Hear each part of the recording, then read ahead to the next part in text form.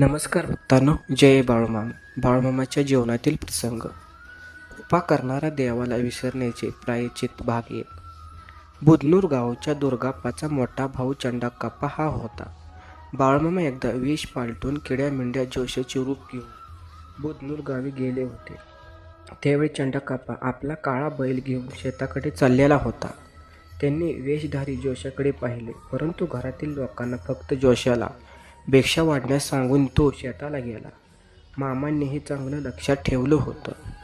चंडाकाप्पा एक प्रसिद्ध मांत्रिक होता.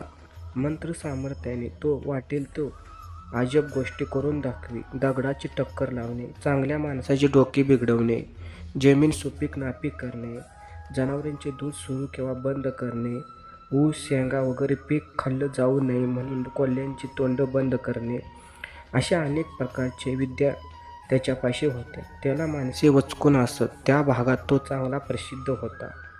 निलप्पा कावेतेपणाने बाळूमामांना चंडाकाप्पाची माहिती सांगितली.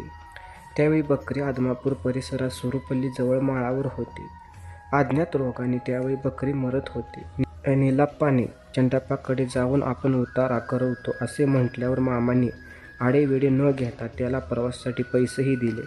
तो मुदनूरला गेला. विशेष म्हणजे मुदनूरहून मंत्रून टाकलेले लिंबू सुरूपल्लीच्या दिंडीवर माळावर पडल्याला लोकांनी प्रत्यक्ष पाहिले. बकरी मरणं थांबलेही. चंडाकाप्पाला बरोबर घेऊन 8 दिवसानंतर निलप्पा सुरूपल्लीत आला. चंडाकाप्पाचे मूळ नाव सिद्धप्पा असे होते. तो समोर येताच मामा म्हणाले, तुझ्या गावाला मी किड्या-मेंढ्या जोशाची सोंग घेऊन आलो होतो. तू काळा बैल घेऊन शेताला निघाला होतास. मला घराकडे न बोलवता तू फक्त भिक्षा घालायला सांगून गेलास ना. चंडाकाप्पा मामाच्या बोलण्याने चकित झाला. त्याला प्रसंग आठवणीत आला. मामा हे कोणी असामान्य पुरुष आहेत असं त्याला वाटलं. नंतरच्या काळात बकरी निंगापूरला गेले तेव्हा मामाने दुर्गाप्पाला चंडाकाप्पासह तिथे बोलवून घेतलं. ते दोघे येऊन पोचले. चंडाकाप्पाने बकऱ्यांचा उतारा केला. त्या प्रसंगी मामा त्याला म्हणाले, चंडाकाप्पा, माझी बकरी तू बरी कर, मी तुला 2 मुलगे देतो. चंडाकाप्पाने होकार दिला. तो पुढे जास्त बोलला नाही. त्यावेळी मामांनी हातातील काठी 2 वेळा जमिनीवर आपटली. अर्धी काठी मोडून त्याचा तुकडा उंच उडाला व खाली पडू लागला. तो खाली येत असताना मामा म्हणाले, मोकळी खाली यायचं नाही, सिद्धप्पाला मुलगा घेऊन यायचं. त्याच साली चंडाकाप्पाला एक मुलगा झाला.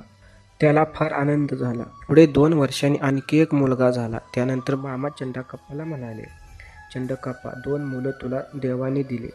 पहिला मुलगा बिरप्पा, तुझा समज. लहान मुलगा सोमप्पा, माझा समजाचा. चंडाकाप्पाचं मंत्र सामर्थ्य विशेष होतं. बुधनूर गावी बकरी असताना त्यांनी बकरी पाणी पिऊ नयेत म्हणून सर्व बकऱ्यांची तोंड बंद केली. त्यावेळी जनावरांच्या अंगात फार उष्णता वाढली. रक्तांची लघवी त्यांना होऊ लागली. बकरी मरू लागल्या. या भयंकर प्रकारामुळे मामांनी चंडाकाप्पाला बोलवण्यास माणसं पाठवली.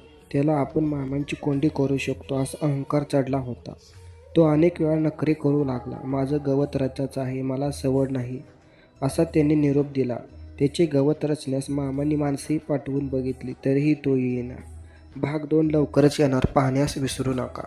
बोला बोला बाळूमामाच्या नावानं चांग भलं, मेंढी माऊलीच्या नावानं चांग भलं.